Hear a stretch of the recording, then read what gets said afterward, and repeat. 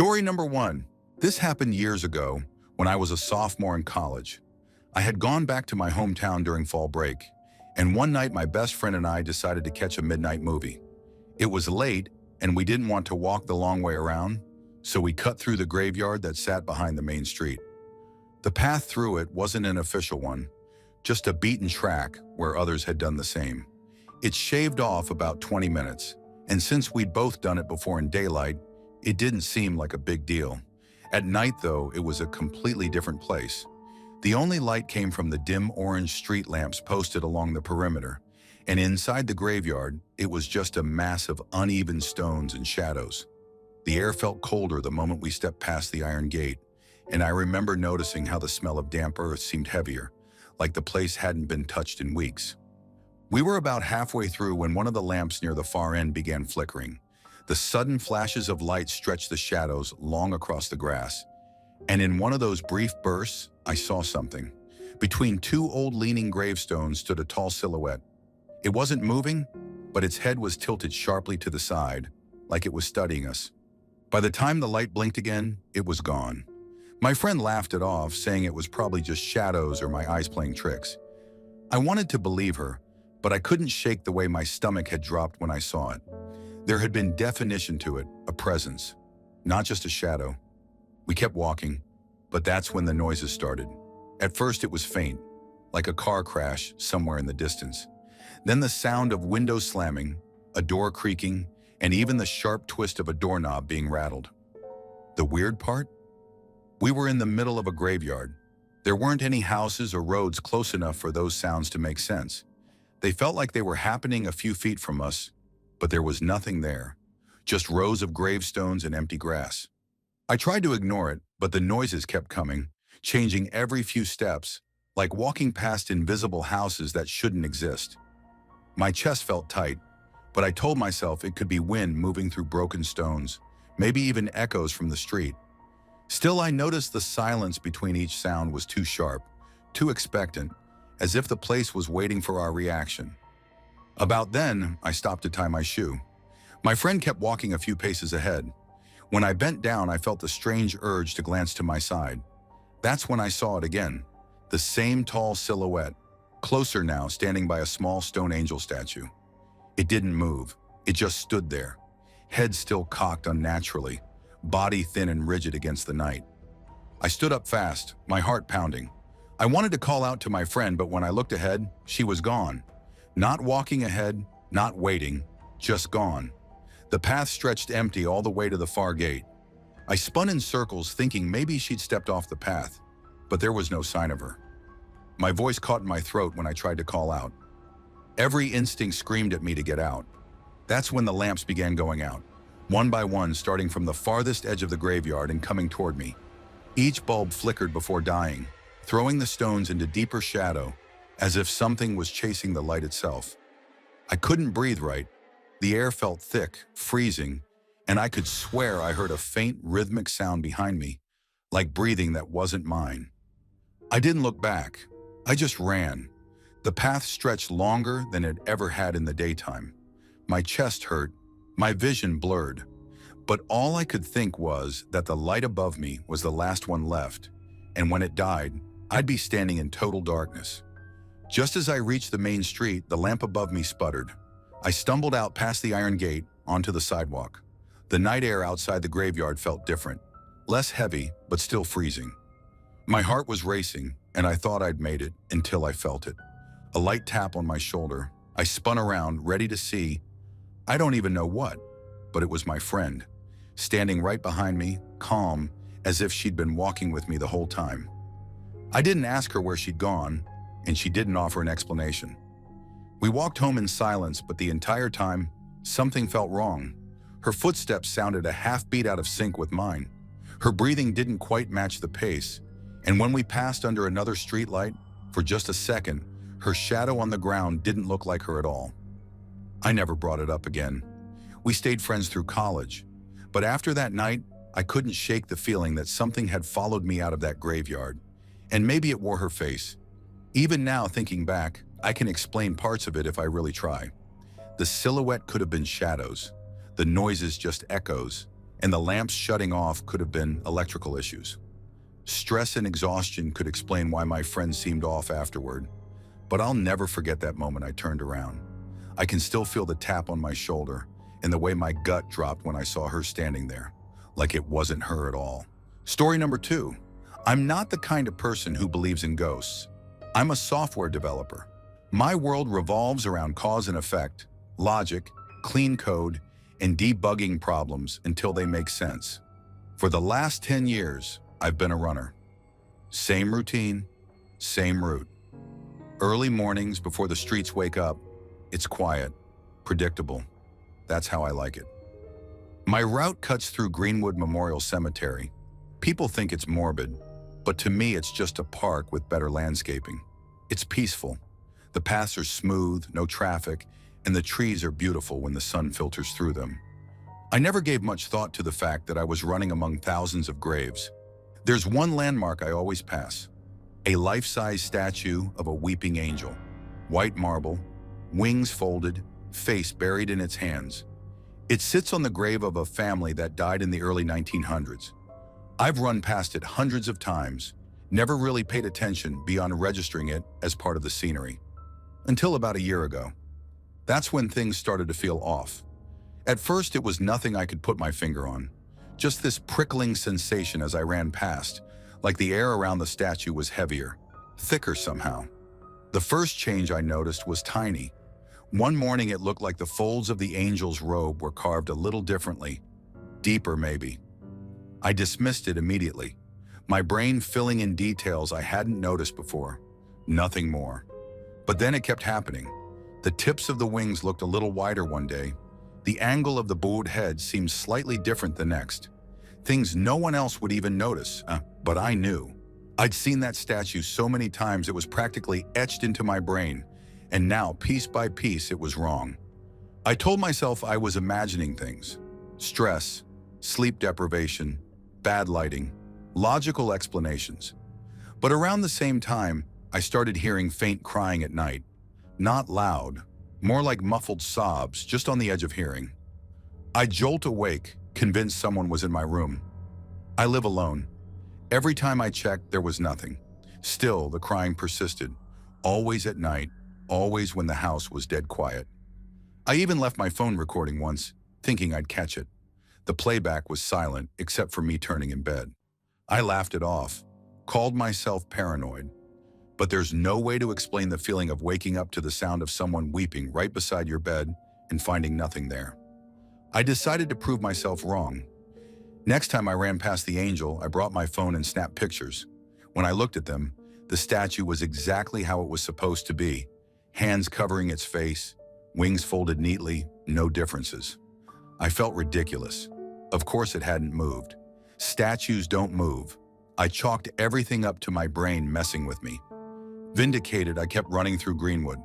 Then came the morning that changed everything. I was halfway through my route, the cemetery completely still. Just me, my shoes hitting the gravel, my breath puffing in the cold. I reached the spot where I usually scratch the path with my shoe before sprint intervals. I looked up, just casually, not even planning to stop. And then I froze. The angel's hands weren't covering its face anymore. Both arms rested in its lap, palms up, as though offering something invisible. Its face, hidden for more than a century, was exposed. Only there were no features, no eyes, no nose, no mouth. Just smooth marble shaped vaguely like a human face. From the place where its eyes should have been, 2 black streaks ran down its cheeks, staining the white stone. And it was angled toward me. I can't describe the terror. It wasn't just fear. It was the kind of primal, body-shaking panic that bypasses reason altogether. Something in me screamed that I shouldn't be seeing this, that I wasn't supposed to. My legs locked for what felt like forever, but must have been a few seconds. Then instinct took over. I turned and sprinted. I didn't stop until I was inside my house, door slammed, chest heaving like I'd never run before. I stayed like that for a long time, palms on my knees, sweat dripping onto the floor. My logical brain tried to rationalize. Maybe vandals had altered it. Maybe the shadows had tricked me. Maybe my mind was breaking from lack of sleep. But no excuse could erase the image of that blank face with black tears angled toward me. I avoided Greenwood after that, added an extra mile to my run just to stay clear. Problem solved, or so I thought. But avoiding it didn't make the unease go away. Some nights I'd wake up to find the faint sound of wings rustling, like fabric brushing against itself. Other times I'd catch a shadow in the corner of my vision, tall and winged, gone the instant I turned my head. Once I came home and found fine white dust on my windowsill, like marble shavings. My windows were locked. The crying continued, closer now. No longer muffled, it sounded as though someone was sobbing into their hands right next to me. I'd wake up drenched in cold sweat, staring into the dark, convinced I'd see that blank face looming over me. I stopped running altogether for a while, stopped sleeping much too. My co-workers noticed I was zoning out, red-eyed, twitchy. I didn't tell them why. How do you explain that a statue might be following you home? Finally, I forced myself to confront it. I needed closure. I drove to Greenwood one afternoon, broad daylight, just to prove it was normal. People were tending graves, walking dogs. Ordinary, mundane. I approached the angel, heart pounding. Its hands were back over its face, wings folded, exactly as it had always been. Just a statue. I almost laughed out loud in relief. The black streaks I remembered weren't there. Maybe they never had been. Maybe I'd had a breakdown, plain and simple. I walked away feeling foolish. But as I passed the cemetery gates, I caught sight of something in my peripheral vision, like the faint curve of marble fingers, peeking between feathers of folded wings, just enough to suggest the angel wasn't covering its face entirely. I didn't go back again. Now every time I pass the edge of Greenwood on my longer route, I speed up without realizing it. I don't look through the gates. I don't want to know if the angel's hands are still where they should be. I tell myself it's all in my head. Stress, exhaustion, imagination. But last week I woke up with grit in my bed. White dust, streaked faintly with something dark, like dried stone mixed with ash. I brushed it off, convinced it was plaster from the ceiling. Except when I looked up, the ceiling was clean. I'm logical. I don't believe in impossible things. But I also don't run through Greenwood anymore. And sometimes when the house is still, I hear wings shift in the dark and the quiet sound of someone weeping. Soft, patient, waiting. Story number 3. About 5 years ago, I had one of the weirdest experiences of my life. I don't talk about it much because it sounds like something you'd read in a bad ghost story thread, but it really happened, or at least I think it did. I still don't know how much of it was real and how much was my brain messing with me, but I can't shake the unease it left behind. I'd gone to Hopewell Cemetery to leave flowers on my grandma's grave. It was a cool autumn afternoon, sun dipping lower, but still bright enough that the place didn't feel too creepy. I parked in the gravel lot, walked the narrow path between the older stones, and spent a while at her grave. Nothing unusual there, just quiet. On the way out, though, something caught my eye. Off near the tree line, where the older part of the cemetery sloped down toward the woods, I saw a chipped headstone leaning sideways, half sunken into the dirt. It was almost buried, like it hadn't been tended to in decades. No name on it, at least not one I could see from where I stood. I don't know why I felt pulled to it. Maybe it was curiosity, maybe guilt for walking past all the forgotten graves while I was only there for one. Either way, I left the path and walked over. The ground was soft there, muddy in spots, and the headstone was covered in leaves, moss, and dirt. I knelt down, brushed some of the mess away, trying to see if there was any engraving. That's all I remember doing. Just brushing dirt off stone. It couldn't have been more than a minute or two. But when I finally looked up, everything was different. The sun was gone. Not setting, gone. The cemetery was shadowed, lit only by that pale bluish glow the sky gets after dusk. My phone said over 2 hours had passed. I thought maybe I'd zoned out, lost track of time, but the panic in my chest told me it was more than that. My hands were caked in mud, nails packed with it, like I'd been digging. I don't remember digging. I don't remember doing anything except brushing dirt. The lot was nearly empty when I sprinted back, my car the last one there. As I left, I heard something behind me, soft, almost like a whisper, a sound more than words. It reminded me of a lullaby, faint and rhythmic. My whole body went cold. I didn't turn around, just ran, unlocked the car with shaking hands and drove out without looking back. When I got home, I washed my hands, and that's when I saw it. Tiny scratches on the back of my skin, like letters carved backward. I couldn't read them clearly. It looked like nonsense, reversed and faint. But they were there. An hour later, they were gone, just red smudges left behind. That night, I hardly slept. My sheets were clean when I crawled into bed, but when I woke up, they had streaks of dried mud across them. Since then, I haven't set foot in Hopewell Cemetery again. But the thing is, whatever happened didn't stay there. Sometimes, as I'm drifting off to sleep, I hear the same soft tune in my head.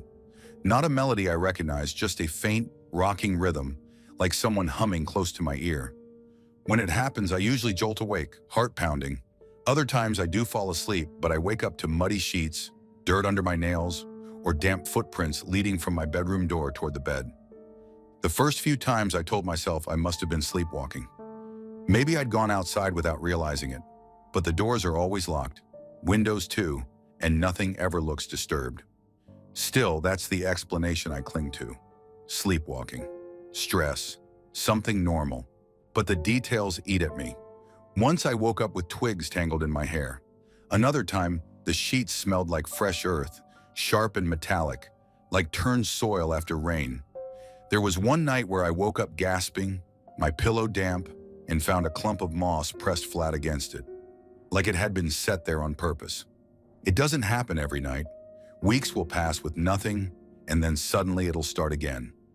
Always the lullaby first, faint and slow. Then the dirt, the mud, the strange half-dreams where I'm kneeling in the dark, scraping at something in the ground that never fully reveals itself. I've tried recording myself while I sleep, setting up my phone on the dresser. Most of the time, it just shows me rolling over, snoring lightly. But one clip still makes me sick to my stomach. About an hour into the night, I sit up in bed, very slowly, and start humming. The audio is grainy, but the tune matches the one in my head. After a while, I turn toward the camera, but my eyes don't look open. The clip ends there, like the phone died, even though the battery was nearly full. Of course, I showed it to a friend, and he laughed it off, said I was sleep humming, maybe acting out a dream. Phones glitch all the time. He's probably right. I want him to be right. But here's the part that keeps me from shaking it off completely. Every time the humming starts up again in my sleep, I wake up more tired, more drained. My nails are dirtier, the sheets messier. And once, when I woke up in the middle of the night, I swore I saw a shadow crouched at the foot of my bed. Not standing, crouched, like someone kneeling the way I had by that headstone. It faded the second I blinked. I've tried not to think about that day at the cemetery too much, but sometimes the memory pushes in. That sensation of lost time, the backward scratches on my skin, the whisper that wasn't quite words but almost was. If I was just imagining things, then why did the scratches look like letters? Why do I still wake up with dirt under my nails years later? The skeptic in me says it's all sleepwalking, stress, subconscious guilt tied to my grandmother's death. Whatever. Maybe I saw the old stone and my brain spun it into something bigger, and now it leaks into my dreams. Maybe the dirt is from me wandering outside without realizing. That's the story I tell myself when people ask why I won't visit Hopewell anymore. But every now and then, late at night when the house is quiet and the tune starts humming faintly in my head, I wonder if it's not me moving toward the ground, but something from the ground moving closer to me.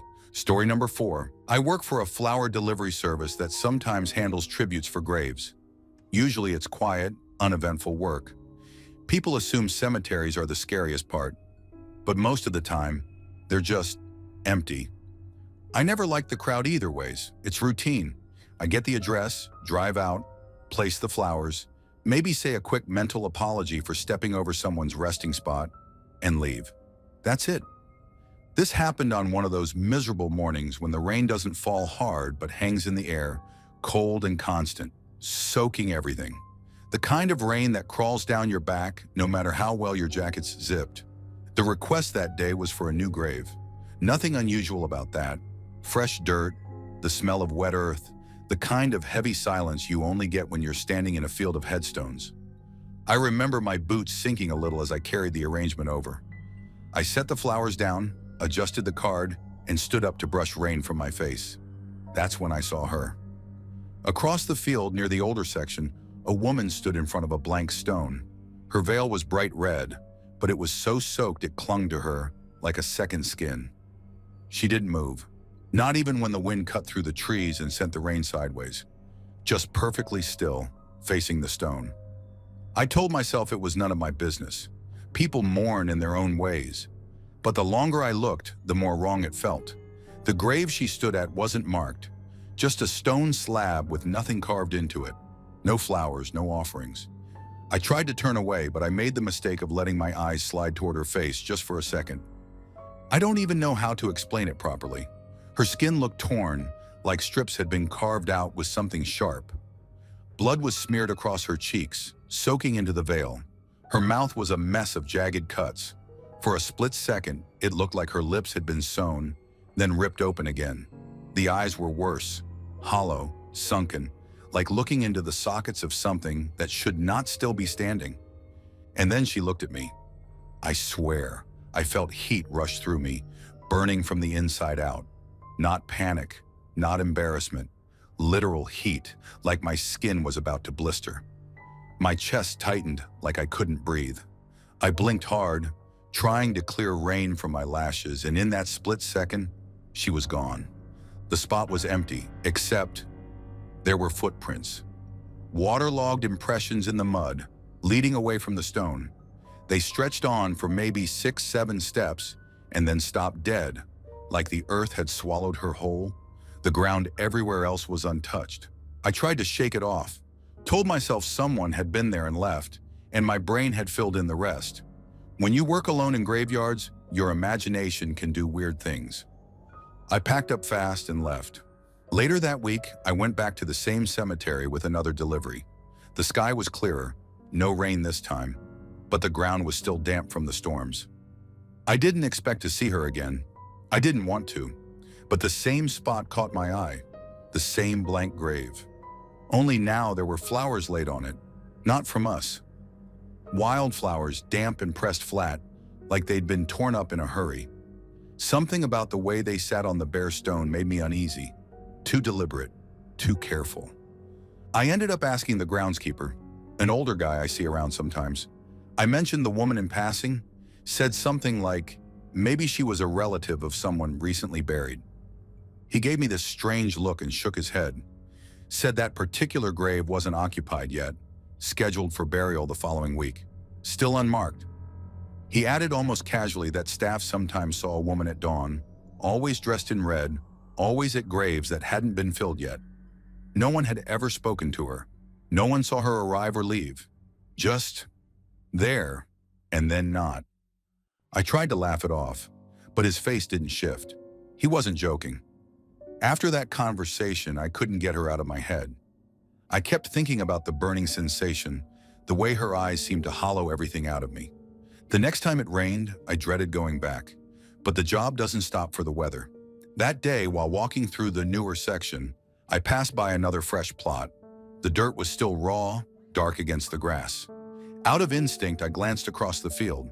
She was there again. Same red veil, same stillness.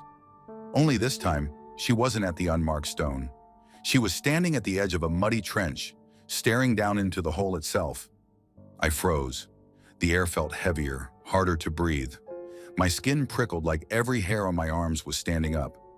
I blinked, trying not to, but when I opened my eyes, the hole was empty. So was the spot beside it, but the footprints were there again, leading nowhere. I didn't sleep well that night, couldn't stop thinking about her face. Over the next month, I delivered to other cemeteries, different towns, different graves, and every now and then, out of the corner of my eye, I'd see a splash of red. Always distant, never clear, always by the newest plots. Once I swear I smelled iron in the air, metallic and sharp, like blood, even though I was standing in the middle of a well-kept lawn with nothing around me but rain. Another time, While setting flowers down, I felt that heat again, burning, crawling under my skin. I looked up and thought I saw her veil in the reflection of a headstone, but when I turned, nothing was there. It's been months now and I've stopped asking questions. People talk about how grief makes you see things, how cemeteries are heavy places where the mind can trick you. Maybe that's true. Maybe what I saw was just my brain feeding off the silence, the weather, the loneliness of the job. But I can't shake the way the footprints always stop. Like whoever or whatever makes them doesn't need to keep walking. And every time I walk past an unmarked grave, especially when it's raining, I feel eyes on me, waiting, watching. I tell myself it's nothing, just a shadow, just the wind, just my imagination. But I've started leaving flowers on blank stones even when no one asked me to. I don't know why. It feels safer that way. Still, some nights when the rain wakes me up, I swear I can feel that same burning under my skin again. And I wonder if one day, when my time comes, she'll already be standing there, waiting at the empty grave. Story number 5. My brother and I had this weird hobby back in our late teens, exploring old cemeteries. Most of them were just forgotten plots behind churches or tucked away in woods. The kind of places where weeds swallowed gravestones and birdsong was the only sound. People always whispered about them being haunted, which was probably what made us keep going back. I used to tell myself it was just thrill-seeking, but deep down, I think I wanted proof that all the ghost stories I'd grown up with had some kind of truth. 2 years ago, I got something close enough to proof, though I still can't explain it. We'd gone to this crumbling church on the edge of town. It was one of those brick buildings where the roof had collapsed decades ago, and vines ran up the side like veins. Behind it was a stretch of land that locals called the Forgotten Patch. We'd never been there before, so naturally, that's where we went. The ground was uneven, and at some point I tripped over a loose stone, falling face first onto fresh, soft earth. It shocked me because everything around us looked so neglected. Yet here was soil that had clearly been dug and filled recently. My hands sank into it like it was still unsettled. I scrambled up quickly, brushing it off, but my brother had already wandered away, picking through broken markers deeper in. That's when I noticed the tree line. 2 glowing dots. They weren't eyes exactly, too far apart, too steady, but they pulsed faintly, like embers in the dark. At first I thought it might have been some animal caught in a shaft of light, but the way they hovered there, perfectly still, made me freeze. Suddenly my chest tightened. Not like a panic attack. I've had those, and this was different. This felt like a boulder was being pressed into me, squeezing the air out. I staggered, clutching at my shirt, trying to inhale, but the air just wouldn't go in. And that's when the vines moved. They uncoiled from the trees, thin tendrils at first, snaking toward me. I told myself it was the wind tugging them, but then one wrapped around my ankle. I tried to kick it off, but more followed, wrapping, twisting, tightening. The glowing dots flickered once, and I swear I felt the pull. My body started sliding across the dirt, dragged toward the trees.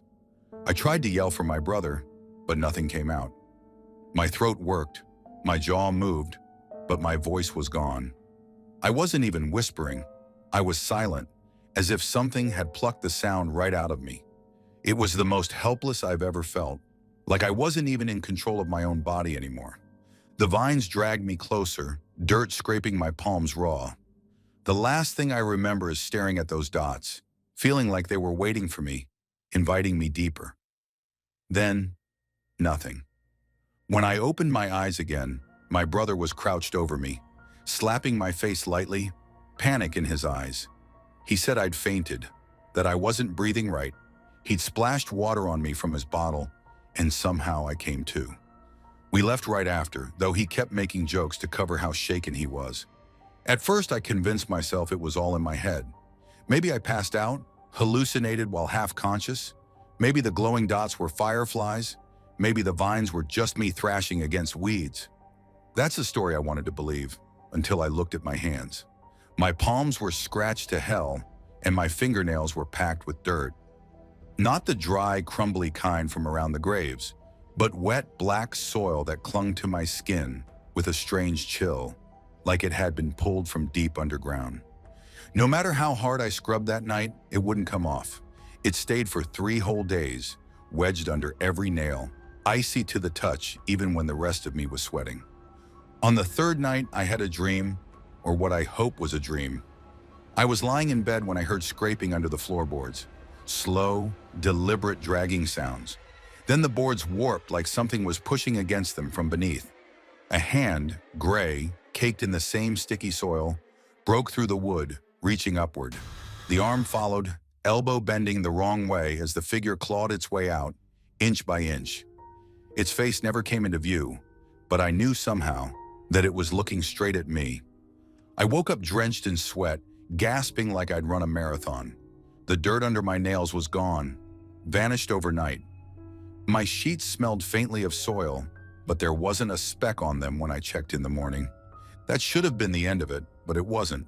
For months after, I'd get flashes of that suffocating weight on my chest whenever I walked past woods. Sometimes when I closed my eyes at night, I'd see the dots glowing faintly, always just behind a tree line or fence post. Once when I was showering, the water pressure dropped suddenly, and I felt something tugging at my ankle. I nearly slipped breaking free, but when I looked down, there was only the drain. There were smaller things too. Plants in my room that had always done fine started to wither, their leaves curling black no matter how often I watered them. My phone camera glitched whenever I tried to take pictures near the church, leaving only static-filled frames. And once, while walking home, I found my shoes caked in the same sticky dirt, though I hadn't stepped off the pavement all day. I never told my brother the full story. He just thinks I fainted because of heat exhaustion or maybe bad food. He laughs about it sometimes, says I was always too eager to believe ghost stories. Maybe he's right. A skeptic would say I hallucinated from lack of air, that the dirt under my nails was just me clawing at the ground in panic. Dreams are just dreams. Plants die for no reason, phones glitch, shoes pick up grime without you noticing. But even now, 2 years later, I can't shake the feeling that I was touched by something real that day. Something that didn't want me there and made sure I knew it. Sometimes late at night, I'll catch a faint smell of damp earth in my room. It's not strong, not enough for anyone else to notice, but I know it. The same cloying, cold soil from that grave. And every now and then, when I'm drifting off to sleep, I feel a pressure on my chest. Not enough to stop my breathing completely, but enough to remind me it could. I've stopped visiting cemeteries since then. My brother still goes sometimes, but I make excuses. It's not fear exactly. It's more like respect, or maybe avoidance. Because deep down, I'm afraid if I step foot in another forgotten patch, the dirt under my nails won't come off so easily next time. And if the glowing dots are waiting for me, I don't think I'll wake up in the same spot again. Story number 6. I used to work at a cemetery that was being decommissioned. It wasn't glamorous, mostly paperwork, filing old records, locking things up. My last responsibility there was making sure the mortuary building was shut down every night. It was a strange place, a brick structure with arched windows, chipped plaster, and that massive iron bell bolted to the roof. People said it used to ring during burials, like some ritual from the older days, but the thing had been rusted and out of use for decades. I laughed about it at first. Cemeteries are already creepy, so adding a random bell to the mix felt like one of those weird traditions that made no sense anymore. Still, every time I locked that building, I had to walk under it, and it gave me this uneasy weight in my stomach. Like if I looked up at the wrong time, I'd see something staring down. That final night, everything felt heavier. The air was damp, and the smell of wet soil clung to everything. I was the last one there. Everyone else had clocked out 2 hours earlier. I was buried in paperwork, just trying to finish my shift. The place was silent except for the occasional rattle of old pipes. That's when I heard it, a steady dripping sound. Faint at first, but rhythmic enough to break through the silence. It was coming from the washroom. I hadn't used it. Nobody had since the staff left. I told myself it was just a loose tap, but the thought that it suddenly started on its own after hours felt wrong. Still, I grabbed my keys and went to check. The washroom door groaned when I pushed it open, and sure enough, one of the taps was running, cold water splashing onto the cracked sink. The air was damp, musty, like mildew mixed with something metallic. I reached to turn it off when, from the corner of the room, a broom that had been propped against the wall suddenly fell. No draft, no movement. It just clattered onto the tiles right beside me. The sound was so sharp it made me jump back. My heart was hammering in my chest. For a second, I just stood there, staring at the broom on the floor, feeling stupid for being scared of cleaning equipment. I shut off the tap, picked up the broom and walked out, telling myself it was gravity. Old buildings lean, things slide, simple. I closed the washroom door behind me, and that's when I froze. The bell. It rang, not once. Not in that long, slow toll you'd expect from something old and heavy. It rang again and again, like frantic bursts of sound, urgent, uneven, as if someone was yanking the rope from above, trying to warn me. But the bell was broken, and the upper section had always been locked. My hands were shaking, but something in me needed to check, needed proof. I grabbed my flashlight and made for the spiral staircase that led up toward the bell chamber. That staircase looked like something ripped out of a horror movie set. Narrow, twisting, with wood so warped it whined under every step. The moment I flicked on the flashlight, the beam caught something darting across the room above me. A quick, shadowy movement, like a person bolting from one corner to another. I froze halfway up the steps, my pulse roaring in my ears. I told myself it could have been a rat, just a big rat, but in that silence I couldn't hear any scratching or squeaking. I forced myself upward, each step echoing in the hollow tower. The air grew staler the higher I climbed. My chest tightened. When I reached the top, the hatch was locked, just like I expected. I stood there breathing hard, waiting for something, anything. That's when it happened. I felt a push, not a stumble, not me losing my balance. It was firm, deliberate, like a hand pressed against my back. My flashlight flew from my grip as I tumbled. I crashed down the stairs, my shoulder slamming into the banister, my legs twisting painfully. By the time I hit the bottom, my whole body was screaming with pain. I don't know how long I lay there gasping, trying to convince myself I hadn't just been shoved by something invisible. Somehow I dragged myself out, limping to my car. My only thought was to leave, to put distance between me and that place. I made it home, swallowed painkillers, and collapsed into bed.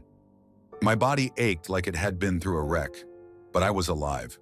I thought maybe it was done. Maybe my mind had just spiraled out of control in a creepy building, but the next morning proved me wrong. When I opened my eyes, I wasn't in my bedroom. I was standing. My clothes from last night still on. The sound of running water filled my ears. I was in the cemetery washroom. The same tap was on, splashing water just like before. I nearly collapsed right there. I couldn't piece together how I had gotten there. The last memory I had was my bed, yet I was back inside that locked building, inside the washroom I had sworn off. I don't remember how I got out. I think I ran. Maybe I screamed. I can't be sure anymore. What I do know is that I never went back. The cemetery was decommissioned a week later, the mortuary sealed up for good. I quit the job, didn't even collect my last paycheck. Money wasn't worth it. Even now, years later, I still wake up sometimes in the middle of the night, certain I'll find myself standing in that washroom again.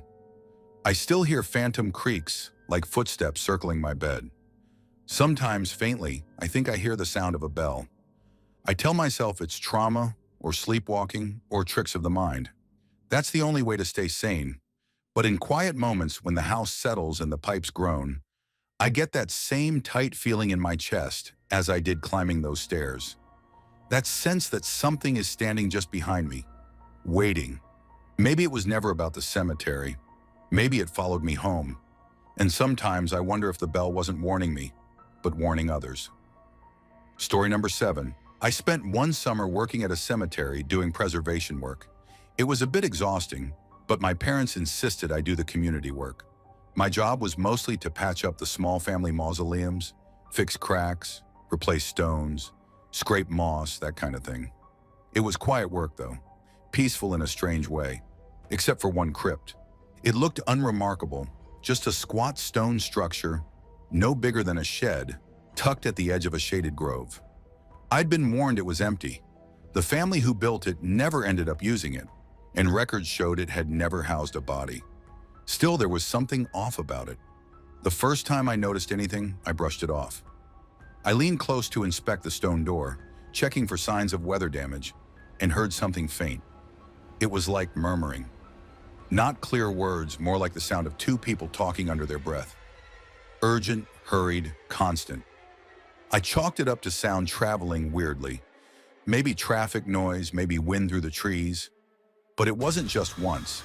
Every time I pressed my ear against the door, day or night, I'd hear that low mumble, like someone trapped inside, endlessly whispering. I tried laughing it off, told myself I was spooking myself for no reason, but it got harder when things escalated. One hot afternoon, while hauling my tools across the grounds, I spotted something seeping from beneath that crypt door. Dark, thick liquid pooled at the base. I thought it was rainwater mixed with dirt at first, but when I got closer, it looked red. Not rust red, blood red. Before I could even react, a sound slammed into me, fists pounding from the other side of the stone door. Violent, desperate, constant hammering. Each thud shook the ground slightly, echoing through the still air. My body locked. I couldn't breathe. Whoever or whatever was inside wanted out. Badly. I remember staring down at my boots and realizing the liquid had spread under them. It wasn't just pooling anymore. It was flowing, continuous, like a leak that couldn't be stopped.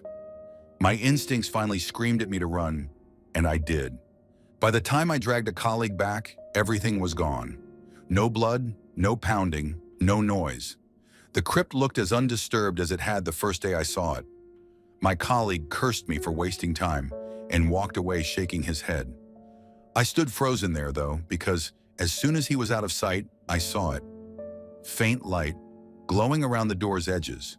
Not bright, not like a lantern, more like a pale pulse from inside. I blinked, and suddenly I wasn't standing there anymore. I was back at the main hall near the tool shed, like I'd skipped a memory. I had no idea how long had passed, but I was holding the same hammer I'd been carrying before. That was the first time I admitted to myself something was wrong. Still, I had to keep working. I couldn't just quit because of a bad feeling. So I stayed, and I kept noticing little things. One morning, while scraping moss off a different mausoleum, I heard someone say my name. Clear as day, whispered right against my ear. I spun around expecting to see one of the grounds crew messing with me. Nobody was there. Nobody was even within shouting distance. When I mentioned it to the older groundsman, he smirked and said it was just an echo from the road. But here's the thing. That crypt doesn't face the street. There's a grove of trees blocking it entirely. Another time, while polishing a stone slab nearby, I felt a sudden drop in temperature. I mean sharp. 1 second I was sweating in the sun, the next I could see my breath in the air. The crypt door stood right in front of me. I swear the stone surface glistened, as if something wet pressed against it from the inside. I never opened it.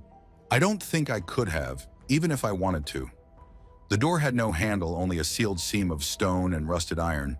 But I often caught myself staring at the gap at the bottom, half expecting something to seep out again. On my last day, I tried to tell myself I was imagining it all, that it was just the quiet getting to me. But the cemetery seemed to disagree. Everywhere I turned, I heard those whispers, not just at the crypt anymore, but around the gravestones, drifting through the air, always low and hurried, like dozens of people talking at once, just out of earshot. By the end of my shift, I was practically running for the gate.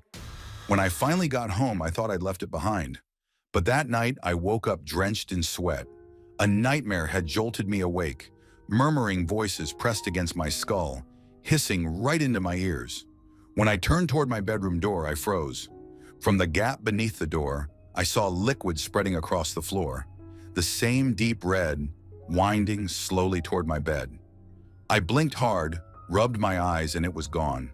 Just the faint yellow glow of the hallway light seeping through the crack.